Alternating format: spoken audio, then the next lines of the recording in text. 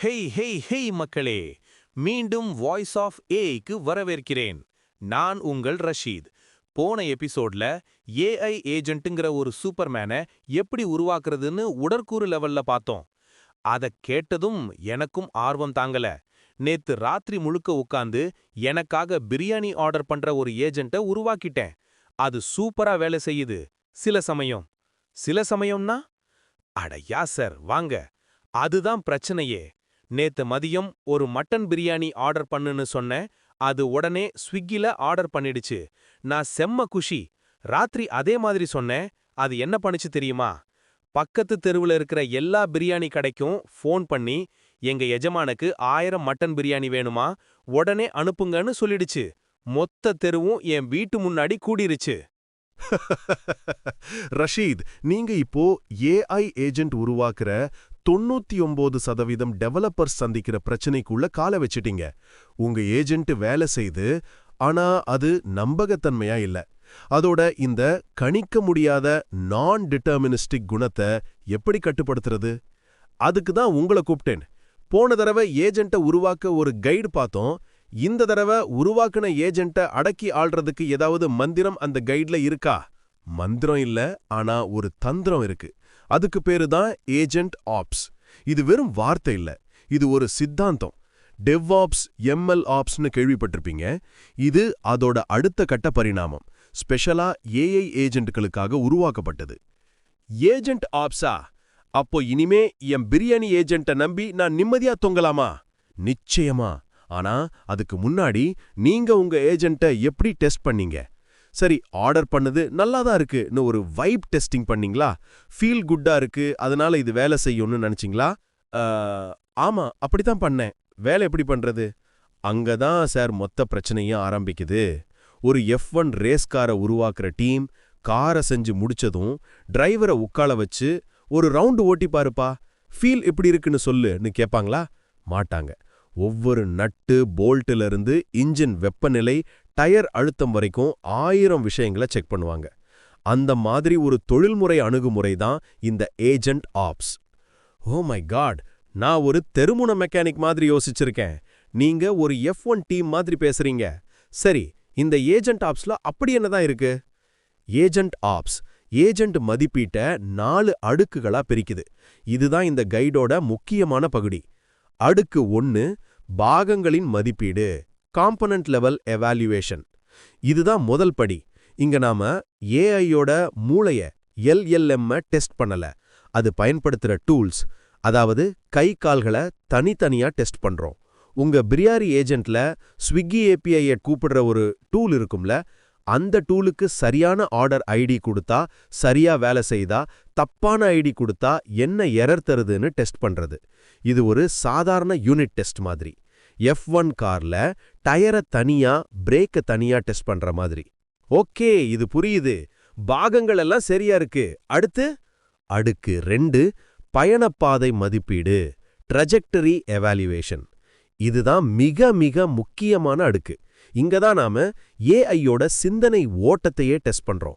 நீங்க பிரியாணி வேணும்னு சொன்னதும் அது என்ன யோசிச்சது, ரீசன், என்ன டூலை பயன்படுத்த முடிவு செஞ்சது, ஆக்ட், அந்த டூல்ல இருந்து வந்த பதில எப்படி புரிஞ்சுக்கிட்டது, அப்சர்வ்னு அதோட முழு பயணப்பாதையையும் ட்ரஜெக்டரியையும் ஆராயிறது.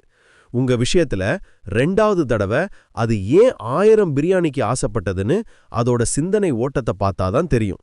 F1 கார்ல டிரைவர் சிமுலேட்டர்ல ஓட்டி பார்க்கும்போது ஒவ்வொரு வளைவிலையும் சரியான கியரை மாத்துறானா, சரியான நேரத்துல பிரேக் பிடிக்கிறானான்னு பார்க்கற மாதிரி. அடங்கப்பா, இதோட மனசுக்குள்ள புகுந்து பார்க்கணுமா? இதுக்கு ஏதாவது கருவி இருக்கா? இருக்கு. ஏடிகேயும் கூகுள் கிளவுட் ட்ரேஸும் சேர்ந்து இந்த வேலையை சுலபமாக்குது. ஒவ்வொரு அடியையும் நீங்க ட்ரேஸ் பண்ணி தப்பு எங்க நடக்குதுன்னு கண்டுபிடிக்கலாம். சரி, பாகங்கள் ஓகே, பயணப்பாதையும் ஓகே. அடுத்தென்ன? அடுத்து 3, இறுதி முடிவு மதிப்பீடு, அவுட்கம் எவாலுவேஷன். இப்போதான் நீங்க இறுதி முடிவை பார்க்கணும். அதாவது ஏஜென்ட் கடைசியா கொடுத்த பதில் சரியா, உபயோகமா, உண்மையா இருக்கான்னு பார்க்கணும். பிரியாணி சரியான நேரத்துல, சரியான விலையில, சரியான இடத்துக்கு வந்துருச்சான்னு பார்க்கறது. F1 கார்ல பந்தத்தை எவ்வளவு நேரத்துல முடிச்சது, ஜெயிச்சதா இல்லையான்னு பார்க்கற மாதிரி. இதுக்கு LLM ஆஸ் அ ஜட்ஜ், இன்னொரு ஏஐயை வச்சு இந்த ஏஐயோட பதிலை டெஸ்ட் பண்றதும் மனிதர்களின் கருத்துக்களையும் ஹியூமன் இந்த லூப்பையும் பயன்படுத்தலாம். ஓகே, இப்ப என் ஏஜென்ட் 3 டெஸ்ட்லயும் பாஸ் ஆயிடுச்சு. இனிமே நான் ரிலீஸ் பண்ணிடலாமா? புருங்க பாஸ். இப்பதான் உண்மையான பந்தமே ஆரம்பிக்குது. அடுக்கு 4 நேரடி கண்காணிப்பு, சிஸ்டம் லெவல் மானிட்டரிங். ஏஜென்ட்டை நீங்க பயன்பாட்டுக்கு விட்டதுக்கு அப்புறம் அதை தொடர்ந்து கண்காணிக்கணும். நிஜமான வாடிக்கையாளர்கள் பயன்படுத்தும் போது அது எப்படி செயல்படுது, எவ்வளவு நேரம் எடுத்துக்குது, எத்தனை தடவை அதோட டூல்ஸ் ஃபெயில் ஆகுதுன்னு பார்க்கணும். F1 ரேஸ் ஓடிட்டு இருக்கும்போது காரோட லைவ் டெலிமெட்ரி டேட்டாவை, டயர் அழுத்தம், இன்ஜின் ஹீட்டை பார்த்துக்கிட்டே இருப்பாங்க இல்லையா, அந்த மாதிரி. அப்பா, ஒரு ஏஜென்ட்டை உருவாக்குறத விட அதை ஒழுங்கா பார்த்துக்கிறது தான் பெரிய வேலையா இருக்கே. இதுக்கெல்லாம் தனியா ஒரு டீம் போடணுமா? ஒரு சின்ன ஸ்டார்ட் அப்க்கு இது சாத்தியமா? இங்க தான் கூகுள் ஒரு மேஜிக் செய்யுது. இந்த 4 அடுக்கு மதிப்பீட்டையும் அதுக்கு தேவையான உள்கட்டமைப்பையும் ஒரு ரெடிமேட் பேக்கேஜா தர்றாங்க. அதுக்கு பேரு தான் agent starter pack. Agent starter பேக்கா? அது என்னது? நீங்க ஏடிகேவை வச்சு உங்க ஏஜென்ட்டுக்கான கோட, அதாவது F1 காரோட இன்ஜினை மட்டும் உருவாக்குவீங்க. ஆனா அந்த இன்ஜினை டெஸ்ட் பண்ற சிமுலேட்டர், காருக்கு தேவையான டூல்ஸ், அதை கண்காணிக்கிற சிஸ்டம், அந்த முழு கேரேஜ் செட்டப்பையும் இந்த ஏஜென்ட் ஸ்டார்டர் பேக் உங்களுக்காக ஒரே கமாண்ட்ல உருவாக்கிடும். இது CI/CD pipelines, testing frame works, கண்காணிப்பு டேஷ்போர்ட்ஸ் எல்லாத்தையும் ஆட்டோமேட்டிக்கா செட் பண்ணிடும். அடடா, அப்போ நான் இன்ஜினை மட்டும் சரியா செஞ்சா போதும், மத்த எல்லாத்தையும் இந்த ஸ்டார்டர் பேக் பாத்துக்குமா? சரியா சொன்னீங்க. கடைசியா இந்த ஏஜென்ட் ஆப்ஸ்ல பாதுகாப்புங்கிறது முக்கியமான அங்கம். உங்க ஏஜென்ட் தவறான விஷயங்களை செய்யாம இருக்கிறதுக்கு தேவையான பாதுகாப்பு வளையங்களை ஏடிகேல இருந்தே உருவாக்கலாம். இந்த ஸ்டார்டர் பேக் அந்த பாதுகாப்பு வளையங்கள் சரியா வேலை செய்யுதான்னு ஆட்டோமேட்டிக்கா டெஸ்ட் பண்ணிடும். இதுதான் உங்க F1 காருக்கான சீட் பெல்ட் ஏர்பேக் மாதிரி. பிரமாதம் யாசர், இப்பதான் புரியுது. ஒரு ஏஐ ஏஜென்ட்டை உருவாக்குறது ஒரு கலைன்னா அதை ஏஜென்ட் ஆப்ஸ் மூலமா ஒரு நம்பகமான தயாரிப்பா மாத்துறது ஒரு அறிவியல். வைப் டெஸ்டிங்கை விட்டுட்டு இந்த மாதிரி ஒரு ஒழுங்குபடுத்தின முறையை கடைபிடிச்சாதான் 1000 பிரியாணி ஆர்டர் பண்ற மாதிரி விபத்துக்களை தவிர்க்க முடியும். எக்ஸாக்ட்லி. இந்த மாதிரி ஒரு ஒழுங்குபடுத்தின முறையை பயன்படுத்துற ஸ்டார்ட் அப்ஸ் தான் இந்த ஏஐ பந்தத்துல ஜெயிப்பாங்க. மத்தவங்கெல்லாம் தெருமுன ரேஸ்ல பஞ்சராய் நின்னுடுவாங்க. அருமையான, ஆழமான, அதே சமயம் ஆற்றல் நிறைந்த விளக்கம் யாசர். மிக்க நன்றி. என் மகிழ்ச்சி ரஷீத். ஓகே நேயர்களே, இன்னைக்கு நாம நம்ம ஏஐ ஏஜென்ட்டுக்கு எப்படி கடிவாளம் போடுறதுன்னு கத்துக்கிட்டோம். அடுத்த பகுதியில் இன்னும் ஒரு சுவாரஸ்யமான தகவலோட உங்களை சந்திக்கிறேன். அதுவரை இது வாய்ஸ் ஆஃப் ஏஐயிலிருந்து உங்கள் ரஷீத்.